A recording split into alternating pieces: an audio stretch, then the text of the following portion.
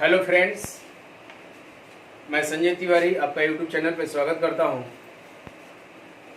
और आपसे अपील करता हूं कि वीडियो को ज़्यादा से ज़्यादा यूट्यूब चैनल पर ही देखने की कोशिश करें। ठीक है। और आप जो है पिछले वीडियो में 11-12 प्रश्न तक हल हो पाया था। वीडियो का जो समय था ज़्यादा हो गया था, 33-34 मिनट का हो गया था, इसीलिए दूसरा वीडियो बनाना पड़ा। ठीक है। तो क्वेश्चन नंबर 13 देखेंगे। क्वेश्चन नंबर 13 है, भारत छोड़ो आंदोलन की शुरुआत गांधी जी के द्वारा कब किया गया? भारत छोड़ो आंदोलन की शुरुआत गांधी जी के द्वारा कब किया गया? ऑप्शन है ए 1942, बी 1944, सी 1946, डी 1947। तो इसमें आंसर है 1942 ईस्वी। भारत छोड़ो आंदोलन की शुरुआत 8 अगस्त 1942 ईस्वी को गांधी जी के द्वारा किया गया। सुनेंगे, गांधी जी इसका कई कारण रहे हैं। अब तो प्रश्न बनेगा कि आखिर गांधी ने भारत छोड़ो आंदोलन की शुरुआत क्यों की? तो कई कारण रहे हैं। द्वितीय विश्व युद्ध से जनित, आप जानते हैं कि ये 1939 से 45 ईस्वी तक द्वितीय विश्व युद्ध चल रहा था। द्वितीय विश्व युद्ध वर्ल्ड वार चल रहा था और उससे जनित जो समस्याएं थी देखेंगे। उसी द्वितीय विश्व युद्ध में भारतीयों की सपोर्ट लेने के लिए क्रिप्स मिशन आया था और क्रिप्स मिशन के असफलता, क्रिप्स मिशन ऐसे कहें, क्रिप्स मिशन की असफलता पहला पॉइंट। दूसरा है कि द्वितीय विश्व युद्ध के कारण महंगाई बढ़ रही थी। ठीक है। तृतीय बात हो रही थी कि जापान का आक्रामक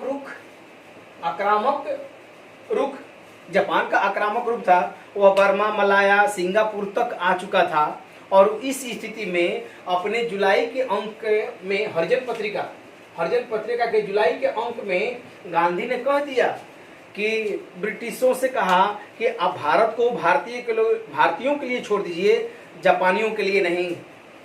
गांधी ने अपने हरिजन पत्रिका में कि जुलाई के अंक में यह बात कही, ठीक है, कि भारत को भारतीयों के लिए छोड़ दिया जाए, न कि जापानियों के। और इन परिस्थितियों में गांधी ने 8 अगस्त 1942 ईस्वी को भारत छोड़ो आंदोलन की शुरुआत मुंबई के ग्वालियर टैंक मैदान से किया। कहां से? तो मुंबई के ग्वालियर टैंक मैदान से किया। अब यह प्रश्न भी बनता है कि भारत छोड़ो आंदोलन का प्रस्ताव किसने रखा या प्रस्ताव बनाया? तो जवाहरलाल जे.एन. नेहरू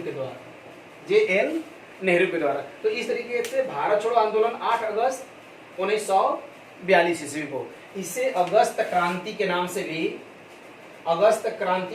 भी या इसे महाक्रांति के नाम से भी जाना जाता है। और इसी क्रांति में गांधी ने करो और मरो का नारा भी दिया था। ठीक है। अगला क्वेश्चन है, भारत छोड़ो आंदोलन किसके समग्र नेतृत्व में चलाया गया? आप जानते हैं कि 8 अगस्त 1942 ईस्वी को भारत छोड़ो आंदोलन की शुरुआत होता है। गांधी के आह्वान पर गांधी ने करो और मरो को नारा दिया। गांधी ने कहा कि डू और डाई, करो या फिर मरो। हालांकि अहिंसा के पालन करते हुए गांधी ने इस बात को कहा था कि आप अहिंसा का पालन अवश्य रूप से करें। ठीक है। तो प्रश्न बनता है कि भारत छोड़ो आंदोलन किसके समग्र नेतृत्व में चलाया गया? Option A Jawaharlal Nehru, B Subhash Chandra Bose, C Gandhi ji और डी नेतृत्वविहीन। इसमें आंसर है नेतृत्वविहीन, क्योंकि 8 अगस्त को शुरू हुआ था और 9 अगस्त 1942 ईस्वी को ब्रिटिश सरकार ने operation zero hour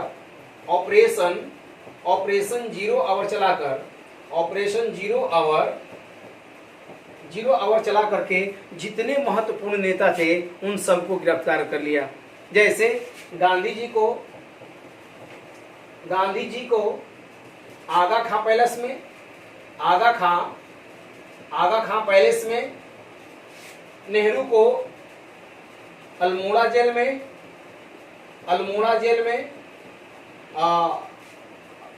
doctor Rajendra Prasad जो बिहार के थे, बांकीपुर जेल में, मौलाना अबुल कलाम आजाद को, मौलाना अबुल कलाम आजाद को बांकुड़ा जेल बंगाल में रखा गया। इस तरीके से जितने भी महत्वपूर्ण नेता थे सारे के सारे लोगों को चर्चिल की सरकार ने गिरफ्तार कर लिया। चर्चिल की सरकार ने गिरफ्तार कर लिया और गिरफ्तार करने के कारण यह जो नेतृत्व था, यह जो आंदोलन था, नेतृत्व विहीन हो गया। ठीक है, अगला प्रश्न देखेंगे। 1942 के भारत छोड़ो आंदोलन में करो या मरो का नारा किसने दिया? डू और डाई। डू और डाई का नारा किसने दिया? करो या मरो का नारा किसने दिया? तो आप जानते हैं आंसर होगा गांधी जी। भारत छोड़ो आंदोलन कब हुआ था? तो 8 अगस्त 1942 ईस्वी को। डू और डाई का नारा किसने दिया? तो गांधी ने। किसने दिया? गांधी ने। ठीक है, अब देखें पहला ऑप्शन नेहरू। नेहरू ने भी कई नारे दिए जिसमें एक महत्वपूर्ण है आराम हराम है। आराम हराम है, यह नारा किसने दिया? नेहरू ने। ठीक है, सुभाष चंद्र बोस ने कई नारे दिए। ठीक है, जय हिंद का नारा, दिल्ली चलो का नारा सुभाष चंद्र बोस ने दिया। इसके अलावा सुभाष चंद्र बोस ने तुम मुझे खून दो मैं तुम्हें आजादी दूंगा। इस तरीके से रविंद्रनाथ टैगोर का नारा था एकला चलो। इसके अलावा यह रविंद्रनाथ टैगोर आप जानते हैं अंग्रेजी के मूर्धन्य विद्वान थे और इन्होंने भारत का राष्ट्रगान कहें, नेशनल एंथेम जनगण मन अधिनायक जय है, रविंद्रनाथ टैगोर। बंगाल देश का अमर सोनार बंगला भी किसने लिखा? राष्ट्रीय गीत बांग्लादेश का भी राष्ट्रीय गीत किसने लिखा? तो रविंद्रनाथ टैगोर ने। अगला प्रश्न है 1942 के आंदोलन को किसने बर्लिन रेडियो से संबोधित किया? 1942 के आंदोलन को किसने बर्लिन रेडियो से संबोधित किया? ऑप्शन है ए उषा मेहता, बी अरुणा आसफ अली, सी सुभाष चंद्र बोस और डी राम मनोहर लोहिया। तो इसमें आंसर है सी सुभाष चंद्र बोस। आप जानते हैं कि सुभाष चंद्र बोस क्रांतिकारी नेता थे, उड़ीसा के रहने वाले थे, उड़ीसा के कटक के रहने वाले थे, फॉरवर्ड ब्लॉक की स्थापना किए थे, आजाद हिंद सरकार की स्थापना भी किए थे। ये सारे तथ्य इनसे जुड़े हुए हैं, कई बार जेल भी गए हुए थे। ठीक है, तो बर्लिन रेडियो आपको बताते हैं, यह बर्लिन रेडियो जर्मनी में, और जर्मनी से 1942 के आंदोलन को संबोधित कर रहे थे कौन? सुभाष चंद्र बोस। कितने लोग हो सकता है राम मनोहर लोहिया को मारे हो या उषा मेहता को? आपको बता दें ऑप्शन ए उषा मेहता आपको बता दें पहली बार भारत में 1942 के आंदोलन में पहली भारतीय महिला थी उषा मेहता, जिन्होंने कांग्रेस रेडियो का संचालन किया। बम्बई से कांग्रेस रेडियो का संचालन किया और इस कांग्रेस रेडियो पर नियमित रूप से बोला करते थे कौन? नियमित रूप से बोला करते थे राम मनोहर लोहिया। दूसरा जो है कांग्रेस रेडियो का संचालन करते हैं बाबूराम भाई कर रहे थे। जिस तरीके से उषा मेहता कांग्रेस रेडियो का संचालन करती है और रेडियो पर बोला जाता था कि आंदोलन इस तरीके से बढ़ रहा है, गतिविधियां इस तरीके से हो रही है, कहाँ क्या होना चाहिए, इन सारी बातों को उषा मेहता के द्वारा कांग्रेस रेडियो का संचालन किया गया। वैसे ही कांग्रेस रेडियो का दूसरा संचालन बाबू भाई के द्वारा किया जा रहा था और इनके उषा मेहता पर लगातार राम मनोहर लोहिया बोल रहे थे। अरुणा आसफ अली भूमिगत होकर के, ये अरुणा आसफ अली जो है मुंबई में भूमिगत होकर के भारतीय राष्ट्रीय आंदोलन या 1942 का भारत छोड़ो आंदोलन का नेतृत्व कर रही थी। लेकिन सुभाष चंद्र बोस बर्लिन रेडियो से भारतीय राष्ट्रीय आंदोलन या 1942 के भारत छोड़ो आंदोलन या अगस्त क्रांति का संबोधन किया था। अगला प्रश्न है 17 नंबर क्वेश्चन देखेंगे। 1942 के आंदोलन में जयप्रकाश नारायण एवं रामानंद मिश्र ने किस जेल से भागकर भूमिगत आंदोलन का संचालन किया? ठीक है, अगला प्रश्न है, देखिए फिर से 1942 के आंदोलन में जयप्रकाश नारायण एवं रामानंद मिश्र ने किस जेल से भागकर भूमिगत आंदोलन का संचालन किया? ऑप्शन है A Ranchi central jail, B Hazaribagh central jail, C Beur jail और डी है मंडले जेल। इसमें आंसर है हजारीबाग सेंट्रल जेल। आपको बता दें, हजारीबाग सेंट्रल जेल से भागकर नेपाल की तराई या नेपाल में जाकर नेपाल की तराई के क्षेत्रों में जाकर के इन्होंने आजाद दस्ता का गठन किया। आजाद दस्ता, प्रश्न पूछता है कि आजाद दस्ता का गठन किस आंदोलन के क्रम में जेपी ने किया? तो यही है भारत छोड़ो आंदोलन या अगस्त क्रांति भी कर सकते हैं।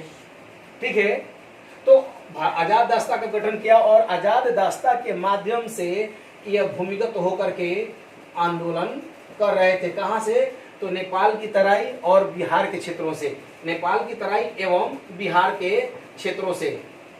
बिहार भी हो सकता है, नेपाल की तराई तो होगा ही होगा। ठीक है, अब देखेंगे रांची सेंट्रल जेल, आप जानते हैं रांची में झारखंड की राजधानी है। बेऊर जेल पटना या बिहार का सबसे बड़ा जेल है बेऊर जेल। मांडले जेल बर्मा या म्यांमार कह दें, बर्मा या म्यांमार में है और इसमें कई भारत के राष्ट्रीय आंदोलन से जुड़े नेता गिरफ्तार करके रखे गए, जैसे तिलक को, लाला लाजपत राय को, सुभाष चंद्र बोस को, ये सभी लोग जो है इस गिरफ्तार करके कहां रखे गए? बर्मा या म्यांमार के मांडले जेल में। अगला प्रश्न देखेंगे 18 नंबर, ऑपरेशन जीरो आवर का संबंध किससे है? ऑप्शन है ए रॉलेट एक्ट, बी है असहयोग आंदोलन, सी है सविनय अवज्ञा आंदोलन और डी है अगस्त क्रांति या इसी को कहते हैं भारत छोड़ो आंदोलन या इसी को कहते हैं भारत की महाक्रांति। कब शुरुआत हुआ जी? तो 8 अगस्त 1942 को। कहां से? तो मुंबई के ग्वालियर टैंक मैदान से। इसका आह्वान किसने किया? तो गांधी ने। इसका प्रस्ताव किसने रखा? तो जवाहरलाल नेहरू ने। ठीक है, अब देखेंगे ऑपरेशन जीरो आवर, जैसा कि हमने बताया कि 8 अगस्त 1942 ईस्वी को गांधी ने इसका आह्वान किया और 9 अगस्त को अंग्रेजी सरकार ने ऑपरेशन जीरो आवर चला करके भारत के जितने महत्वपूर्ण नेता थे सबको क्या कर लिया? गिरफ्तार कर लिया। और पिछले क्वेश्चन में आप देखें, हमने बताया कि गांधी जी को आगा खां पैलेस में, अल्मोड़ा जेल में नेहरू जी को, बांकीपुर जेल में राजेंद्र प्रसाद को, जबकि बांकुड़ा जेल में, बंगाल का बांकुड़ा जेल में मौलाना अबुल कलाम आजाद को गिरफ्तार करके रखा गया, जिसके कारण जो सेकेंड लेयर के नेता थे भूमिगत होकर के आंदोलन चलाने के लिए मजबूर हुए, जिसमें मौलाना आसफ अली का नाम आता है, राम मनोहर लोहिया का नाम आता है, जेपी का नाम आता है, रामानंद मिश्र का, इस तरीके से नेताओं के नाम आते हैं। अब देखेंगे ऑप्शन ए रॉलेट एक्ट 1919, इसे काला कानून के नाम से जाना जाता है, न अपील, न वकील, न दलील, रॉलेट एक्ट। ठीक है, असहयोग आंदोलन 1920 से 22 तक चला। गांधी ने कहा था, असहयोग आंदोलन के दरमियान कहा था कि लगता है मतलब अगर हम लोग असहयोग करें तो 1 वर्ष में आजादी मिल जाएगी। सविनय अवज्ञा आंदोलन यह 1930 से 34 ईस्वी तक चला। ठीक है, अगला प्रश्न 19 नंबर देखेंगे। 1942 के आंदोलन के समय सबसे दीर्घजीवी सरकार कहां कार्यरत रही? ऑप्शन है ए बलिया, बी तमलुक, सी सतारा और डी तालचर। इसमें आंसर है सतारा, महाराष्ट्र में है और 1942 से लेकर के 45 ईस्वी तक सर्वाधिक दीर्घजीवी सरकार रही। कहां पर? सतारा, महाराष्ट्र में। और यहाँ का नेता थे ए.बी. चौहान। ठीक है, ए.बी. चौहान थे, सर्वाधिक दीर्घजीवी सरकार चलाए। ठीक है, अब देखेंगे बलिया में चीतू चीतू पांडे ने पहली बार 1942 के आंदोलन में पहली बार सरकार जो है, राष्ट्रीय सरकार का गठन किया गया चीतू पांडे के द्वारा बलिया प्लस गाजीपुर, बलिया और गाजीपुर में। तामलुक में भी जातीय सरकार का गठन किया गया, जातीय सरकार जो 1944 ईस्वी तक चली। लेकिन अगर पूछता है कि 1942 के आंदोलन के समय सबसे दीर्घजीवी सरकार कहाँ, तो सतारा महाराष्ट्र में। किसके द्वारा, तो एबी चौहान के द्वारा। कब से, तो 1942 से 45 तक, ये 44 तक ये चला है। चीतू पांडे वाला कम दिनों तक चला, लेकिन प्रथम बार चला यही चीतू पांडे। अब देखेंगे तालचर उड़ीसा में है, उड़ीसा में है तालचर, इसलिए हमने ऑप्शन पर रखा कि तालचर में हेलीकॉप्टर से अंग्रेजी सरकार जो है गोली चलवा रहे थे या फायरिंग कर रही थी आंदोलनकारियों पर, हेलीकॉप्टर से।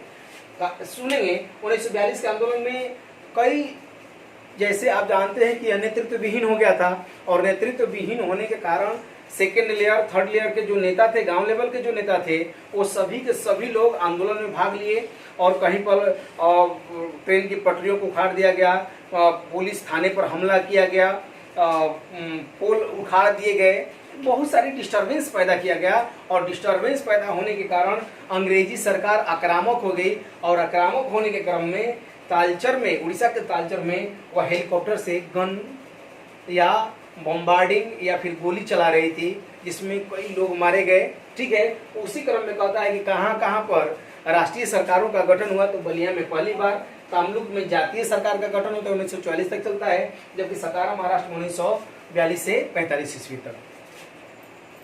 अगला प्रश्न है, कांग्रेस के किस नेता ने भारत छोड़ो आंदोलन का समर्थन नहीं किया? कांग्रेस के किस नेता ने भारत छोड़ो आंदोलन का समर्थन नहीं किया? ऑप्शन है ए नेहरू, बी मौलाना अबुल कलाम आजाद, पटाभी सीतारामैया, सी राजगोपालाचारी। इसमें आंसर होगा सी राजगोपालाचारी, जो मद्रास के रहने वाले थे। जो कहाँ के रहने वाले थे? मद्रास के। आपको बता दें, जैसे डॉक्टर भीमराव अंबेडकर, मोहम्मद अली जिन्ना या अलग अलग हिंदू महासभा के लोग, वो सभी लोग नहीं चाह रहे थे कि भारत छोड़ो आंदोलन हो। इस ये द्वितीय विश्व युद्ध में ये अंग्रेजों को सपोर्ट करने के मतलब फेर में थे। लेकिन कांग्रेस में कौन सा ऐसा नेता था जिसने भारत छोड़ो आंदोलन का समर्थन नहीं किया? तो वो है सी राजगोपालाचारी।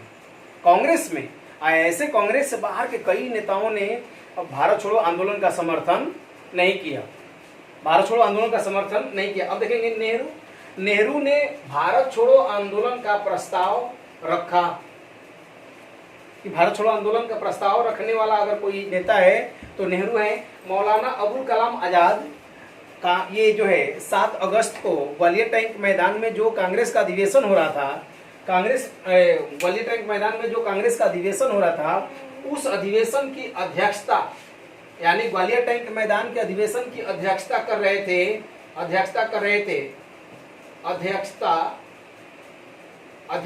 थे कौन? मौलाना अबुल कलाम आजाद। पटाभी सीतारामैया, जब गांधी जी ग्वालियर टैंक मैदान में 70 मिनट का भाषण किए थे, 70 मिनट का जो भाषण किए थे और जिसमें वो करो और मरो का नारा लगाए थे, उस स्थिति में पटाभी सीतारामैया ने कहा कि गांधी जी एक अवतरित पुरुष की बात ही बोल रहे हैं या अवतरित पुरुष जैसा दिखाई पड़ रहे हैं। ठीक है, अगला प्रश्न है, आजाद हिंद फौज का निर्माण किसके द्वारा किया गया? देखेंगे एकदम से मिलता जुलता ऑप्शन दिया गया है। कैप्टन मोहन सिंह, बी रास बिहारी बोस, सी सुभाष चंद्र बोस, डी मेजर फुजीहारा। इसमें आंसर होगा रास बिहारी बोस। रास बिहारी बोस। आपको बता दें 1915 ईस्वी से ही निर्वासित जीवन व्यतीत कर रहे थे और जापान चले गए थे। मतलब लॉर्ड हार्डिंग द्वितीय पर बम फेंकने के एवज में इनको निर्वासित जीवन व्यतीत करना पड़ा था और 1915 ईस्वी में ये बाहर से बाहर भागे और जापान में रह रहे थे। ठीक है, और वहीं पर 1942 ईस्वी में आजाद हिंद फौज का गठन किए। अब देखेंगे option a captain Mohan Singh. Captain Mohan Singh आपको बता दें कि भारत के तरफ से जो सैनिक लड़ रहे थे अंग्रेजों के तरफ से, यानी इंग्लैंड की तरफ से जो लड़ रहे थे, और जापान की सरकार या जापानी जो थे जितने भारतीय सैनिकों को पकड़े उनमें कैप्टन मोहन सिंह भी थे और लगभग 40,000 सैनिकों को पकड़ा गया था।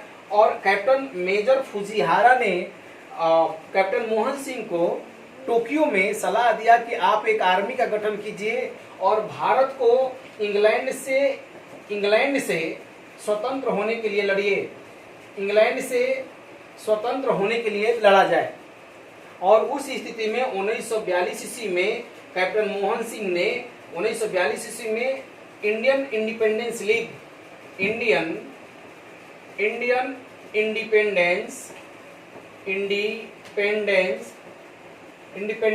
की स्थापना करते हैं। फिर आगे चल करके 1942 ईस्वी में थाईलैंड की राजधानी बैंकॉक में इंडियन इंडिपेंडेंस लीग की कमान जो है रास बिहारी बोस संभाल रहे हैं और यहीं पर आजाद हिंद फौज का निर्माण हो रहा है। आजाद हिंद फौज का निर्माण हो रहा है। ठीक है, अब देखेंगे सुभाष चंद्र बोस भी इससे जुड़े हुए हैं। आज ये 1939 में फॉरवर्ड ब्लॉक की स्थापना 1940 ईस्वी में बाहर जाते हैं, बर्लिन जाते हैं। इसके बाद में बर्लिन से फिर जापान आते हैं, जापान से सिंगापुर, और सिंगापुर जब आते हैं तो 1943 ईस्वी में यही रास बिहारी बोस भारतीय आजाद हिंद फौज का कमान सुभाष चंद्र बोस को देते हैं। सुभाष चंद्र बोस के द्वारा आजाद हिंद सरकार का गठन किया जाता है। आजाद हिंद सरकार का गठन किया जाता है। ठीक है, तो इस तरीके से आजाद Hind Fauj Ras Behari Bose, Indian independence league captain Mohan Singh, Azad Hind Sarkar Subhash Chandra Bose, major Fujiwara एक कमांडर था, कहाँ का? जापान का। अगला प्रश्न है शहीद एवं स्वराज द्वीप का संबंध किससे है? इसमें आंसर होगा ए अंडमान एवं निकोबार द्वीप समूह। ठीक है, आपको बता दें शहीद एवं स्वराज अंडमान निकोबार द्वीप समूह को शहीद एवं स्वराज द्वीप कहा गया। कारण है कि 1943-44 ईस्वी में सुभाष चंद्र बोस की जो आजाद हिंद सरकार सेना थी या आजाद हिंद फौज कह सकते हैं कि जो सेना थी अंडमान निकोबार द्वीप समूह तक पहुंच चुकी थी। ठीक है, लेकिन 1944-45 में जापानी धीरे धीरे हारने लगे और हारने के कारण इनका पराजय होने लगा। फिर भी अंडमान और निकोबार द्वीप पर ये सुभाष चंद्र बोस का अधिकार हो गया था, जिसका नाम रखे थे शहीद एवं स्वराज द्वीप। दमन द्वीप आप जानते हैं यह अरब सागर में है। पांडिचेरी बंगाल की खाड़ी के तट पर है। सालसेट द्वीप बम्बई के पास में है, अरब सागर के तट पर, जबकि अंडमान निकोबार द्वीप समूह का है तो बंगाल की खाड़ी में। अगला क्वेश्चन है लाल किले का मुकदमा का संबंध किन क्रांतिकारियों से था? ऑप्शन है ए मेजर शाहनवाज, कर्नल प्रेम सहगल, और डी है कर्नल गुरदयाल सिंह ढिल्लो, और डी है आंसर ऑल। इसमें आंसर ऑल होगा। आपको बता दें लाल किले का मुकदमा 1945 ईस्वी में आजाद हिंद फौज के जो सिपाही थे जो पकड़े गए थे उन्हीं का मुकदमा चल रहा था, जिसे लाल किले का मुकदमा के नाम से जाना जाता है। उसमें 3 लोग प्रमुख थे, मेजर शाहनवाज, कर्नल प्रेम सहगल और कर्नल गुरदयाल सिंह ढिल्लो। किससे? तो लाल किले का मुकदमा से। ये लाल किला का मुकदमा किससे जुड़ा हुआ है? तो आजाद हिंद फौज से। जो भी पकड़े गए थे भारतीय सैनिक, उनको पकड़ करके अंग्रेजी सरकार उन पर मुकदमा चलाई थी। अगला प्रश्न है आजाद हिंद फौज बचाओ समिति का नेतृत्व किसने किया? आजाद हिंद फौज बचाओ समिति का नेतृत्व किसने किया? ऑप्शन है ए भूला भाई देसाई, बी तेज बहादुर सप्रू, सी कैलाशनाथ काटजू, और डी अरुणा असफ अली। इसमें आंसर है भूला भाई देसाई। देखेंगे, थोड़ी कहानी को सुन लेंगे। आजाद हिंद फौज बचाओ समिति, और इसमें आप देखें कैप्टन सहगल, ठीक है, गुरदयाल सिंह ढिल्लो, प्रेम सहगल है, गुरदयाल सिंह ढिल्लो, और एक है मेजर, एक है मेजर शाहनवाज, गुरदास सिंह ढिल्लों और मेजर शाहनवाज, इन लोगों पर जो मुकदमा चल रहा था, इन मुकदमा को लड़ने के लिए आजाद हिंद फौज बचाव समिति का गठन किया गया, जो वकीलों का एक समूह था, और वकीलों का एक समूह था, और उसमें ये सारे वकील थे जिसका नेतृत्व कर रहे थे भूला भाई देसाई। इनमें एक और देख लेंगे, प्लस में जवाहरलाल नेहरू को भी रख लें, ठीक है। और ये लोग जो है फ्री ऑफ कॉस्ट आजाद हिंद फौज की जो भी पकड़े गए सेनानी थे या सेना के लोग थे, उनका यह केस लड़ रहे थे, जिसका नेतृत्व भूला भाई देसाई कर रहे थे। लेकिन अंग्रेजों की सैनिक न्यायालय ने इन्हें फांसी की सजा सुनाई, प्रेम सहगल, गुरदास सिंह ढिल्लों और मेजर शाहनवाज हुसैन को, तो इनको फांसी की सजा सुनाई। लेकिन जनता आंदोलन कर दी और जनता ने नारा दिया कि लाल किले को तोड़ दो और आजाद हिंद फौज के सिपाहियों को छोड़ दो, और मजबूर होकर के लॉर्ड बेबल, जो उस वक्त लॉर्ड गवर्नर जनरल था, अपने विशेषाधिकार का प्रयोग कर करके इन तीनों लोगों को छोड़ दिया। अगला क्वेश्चन देखेंगे, 1942 के आंदोलन में डॉक्टर राजेंद्र प्रसाद को किस जेल में रखा गया? आंसर है बांकीपुर जेल, पटना। कहाँ है? पटना में। हजारीबाग जेल से आप देखें कि जयप्रकाश नारायण और रामानंद मिश्रा जो है भाग करके भूमिगत होकर के आंदोलन चला रहे थे। भागलपुर जेल भागलपुर बिहार में है। कैंप जेल, जो कैंप लगा करके जेल बनाए जाते हैं उसको कैंप जेल बोला जाता है। अगला प्रश्न है, देखेंगे भारत छोड़ो आंदोलन से उत्पन्न दंगे किस क्षेत्र में सबसे अधिक व्यापक रहे? और पहला दिया है बिहार में, दो बंगाल में, तीसरा गुजरात में और चौथा संयुक्त प्रांत में। फुट करके रखा है। ऑप्शन ए है 1 और 2, बी है केवल 1, सी है 2 एवं 3 और डी है 1 एवं 4। तो इसमें आंसर होगा 1 एवं 4। सर्वाधिक दंगे बिहार एवं संयुक्त प्रांत या वर्तमान में यूपी का दें, सर्वाधिक दंगे यहीं पर हुए। सर्वाधिक इसका मतलब है कि रेलवे लाइन क्षतिग्रस्त किया गया, सर्वाधिक टेलीफोन लाइनों को उखाड़ा गया, सर्वाधिक पुलिस पिकेट को जलाया गया। तो कहां पर? बिहार एवं संयुक्त प्रांत में। ठीक है। अब जो है आप, मैं थोड़ा सा समय की कमी है, आंसर मिला लीजिएगा। आंसर लिख दे रहे हैं। क्वेश्चन नंबर 27 है, बलदेव सहाय ने महाधिवक्ता के पद से त्यागपत्र कब दिया? तो आंसर है सी 1942। ये अंग्रेजों की नीतियों से असंतुष्ट थे, जिसके कारण महाधिवक्ता एडवोकेट जनरल के पद से त्याग दे दिए। अब क्वेश्चन नंबर देखेंगे 28। क्वेश्चन नंबर 28, महात्मा गांधी एवं उनके सहयोगियों की हाथ की 1942 में हुई धरपकड़ से बिहार में बहुत दंगे हुए। उनमें रेल सेवा पूर्ण रूप से ठप हो गई, जिसमें अधिकतम प्रभावित जिला था। आंसर है सी पटना। पटना सर्वाधिक प्रभावित था। आपको बताएं कि सर्वाधिक दंगे उत्तर प्रदेश और बिहार में हुए, और बिहार में भी कहां पर? तो पटना में। अब अगला क्वेश्चन है 29 नंबर। 29 नंबर में बिहार से अलग होकर उड़ीसा प्रांत कब बना? तो आंसर है डी 1936। बिहार से अलग होकर के उड़ीसा अलग प्रांत बना। उड़ीसा अलग प्रांत बना 1936 ईस्वी में। आपको बता दें 1911 ईस्वी में बिहार को बंगाल से अलग करने की घोषणा हुई। बिहार को बंगाल से अलग करने की घोषणा हुई। 1912 ईस्वी में बिहार जो है बंगाल से अलग हो गया। बिहार बंगाल से अलग हो गया। 1936 ईस्वी में बिहार से उड़ीसा अलग हो गया।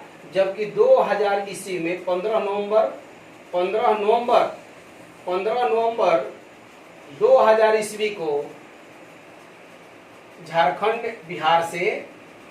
जो है बिहार से अलग हो गया। ठीक है। अगला क्वेश्चन देखेंगे 30 नंबर है कि भारत छोड़ो आंदोलन के क्रम में 11 अगस्त 1942 को पटना सचिवालय गोलीकांड में मरने वाले छात्रों की संख्या कितनी थी? तो 7। आंसर है ए। इसमें रामाकांत, उमाकांत, और जगपति जोशी, जगपति देवीपद चौधरी, ठीक है, सतीश चंद्र झा, ऐसे 7 स्टूडेंट थे जो पटना सचिवालय पर भारतीय तिरंगा को फहराने के क्रम में उनको गोली मार दी गई, फिर भी को झंडा को झुकने नहीं दिए। अगला है 31 नंबर प्रश्न को देखेंगे कि भारत छोड़ो आंदोलन के दौरान किस प्रमंडल में लगभग 2 महीने तक जनता का शासन रहा था? तो आंसर है सी, तिरहुत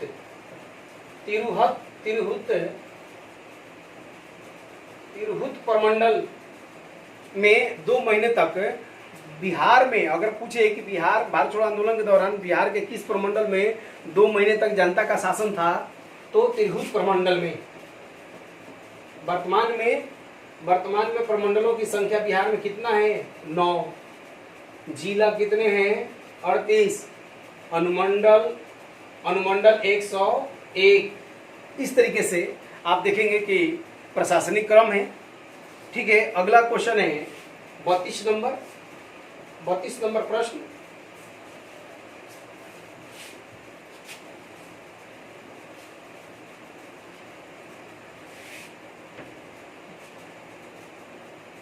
बत्तीस नंबर प्रश्न है कि लॉर्ड बेवेल के द्वारा शिमला सम्मेलन किस वर्ष बुलाया गया? तो आंसर है सी, 1945 ईस्वी में लॉर्ड बेवेल के द्वारा शिमला समझौता बुलाया गया।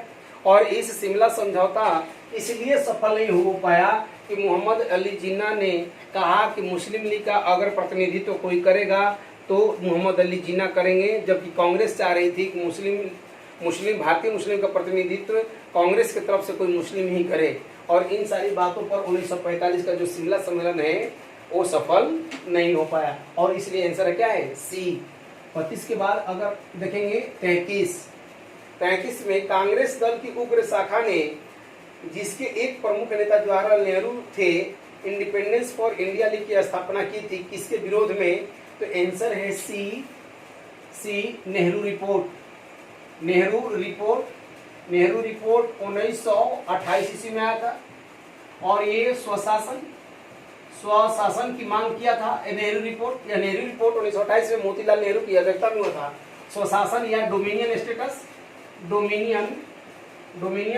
की मांग कर रहा था, ठीक है। और इस डोमिनियन स्टेटस के खिलाफ में इंडियन इंडिपेंडेंस लीग, इंडियन अंग्रेजी में लिखना आसान है, इंडियन इंडिपेंडेंस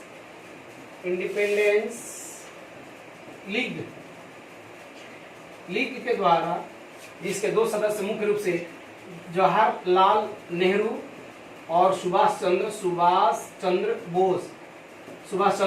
बोस थे, विरोध किए थे, ठीक है। अगला देखेंगे 34 नंबर प्रश्न है, निम्नलिखित में कौन दादा भाई नौरोजी के उत्सरण सिद्धांत में विश्वास नहीं करता था?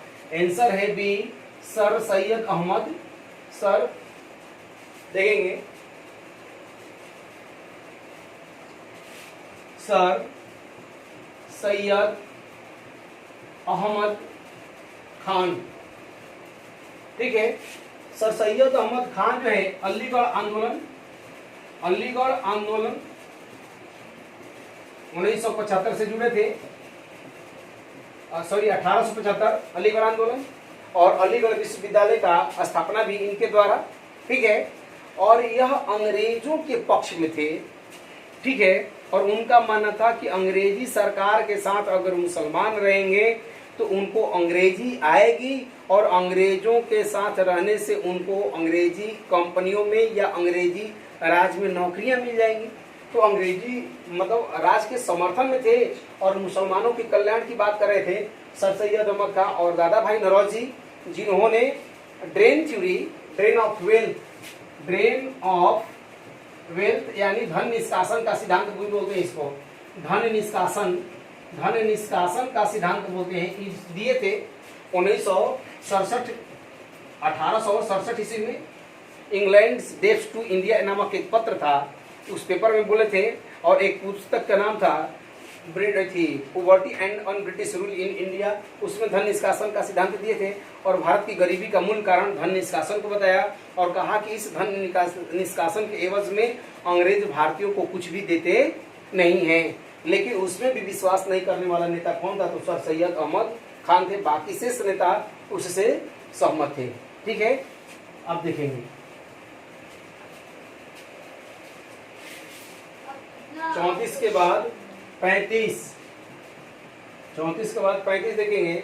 ब्रिटिश भारत में संविधान सभा का गठन किसके आधार पर हुआ? ब्रिटिश भारत में संविधान सभा का गठन किसके आधार पर हुआ? तो आंसर है B, cabinet mission. Cabinet mission 1946 में आया, 1946 मार्च 1946 में आया।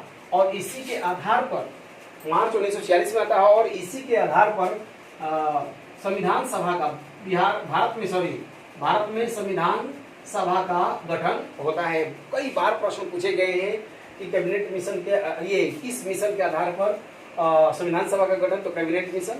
और इसमें 3 सदस्य थे, सैफ के जवान बोलते हैं, स्टेफर्ड क्रिप्स, एबी अलेक्जेंडर और Pethick Lawrence. Stafford Cripps, AB Alexander और पैथिक लॉरेंस, ये 3 सदस्यीय कमीशन था। और उस कमीशन की रिपोर्ट के आधार पर भारत में संविधान सभा का गठन कब किया गया? तो 1946 ईस्वी में। ठीक है, अब है प्रश्न संख्या 36। देखेंगे 36 है, भारत के संविधान की रचना हेतु संविधान सभा का विचार निम्नलिखित में सर्वप्रथम किसने प्रस्तुत किया? पता है कि सर्वप्रथम किसने प्रस्तुत किया? तो आप आंसर है इसमें ए, स्वराज पार्टी। स्वराज पार्टी कब की थी? 1934 ईस्वी में। यानी संविधान सभा का पहली बार मांग भारत में किसी पार्टी ने किया तो वह है स्वराज पार्टी, जिसका स्थापना 1923 ईस्वी में इलाहाबाद में किया गया था। इलाहाबाद में किया गया था पंडित जो मोतीलाल नेहरू और चित्तरंजन दास के द्वारा। किसके द्वारा? चित्तरंजन दास के द्वारा। और यही स्वराज पार्टी 1934 ईस्वी में पहली बार संविधान सभा का मांग करती है संविधान बनाने के लिए। अब है 37, सूची 1 और सूची 2 को सुमेलित करना है। 37 है, 36 नंबर प्रश्न है 37, सूची 1 और सूची 1, सूची फर्स्ट और सूची इधर जो है सूची 2। ठीक है, सूची 1 और सूची 2। एक में दिया है बटलर समिति। दूसरे ऑप्शन पर रखा है हार्टोग समिति।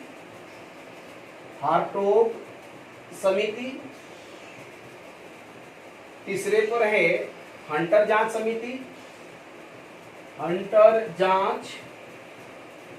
समिति। और चौथे पर है मूडीमैन समिति।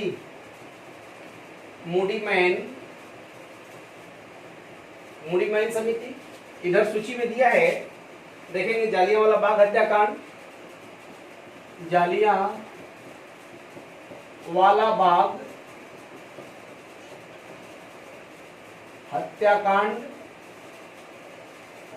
हत्याकांड। दूसरा पर दिया है भारतीय राज्यों एवं सर्वोच्च शक्ति के बीच संबंध। भारतीय राज्यों एवं सर्वोच्च शक्ति के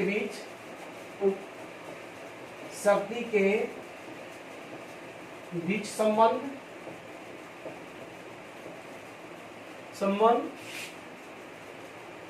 ठीक है। तीसरा दिया है मॉन्टेग्यू चेम्सफोर्ड सुधार। मॉन्टेग्यू चेम्सफोर्ड सुधार। ब्रिटिश भारत में शिक्षा की अभिवृद्धि एवं प्रगति। ब्रिटिश भारत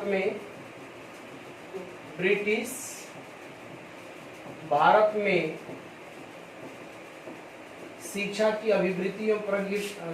भारत में शिक्षा की प्रगति एवं अभिवृद्धि, शिक्षा की प्रगति एवं अभिवृद्धि।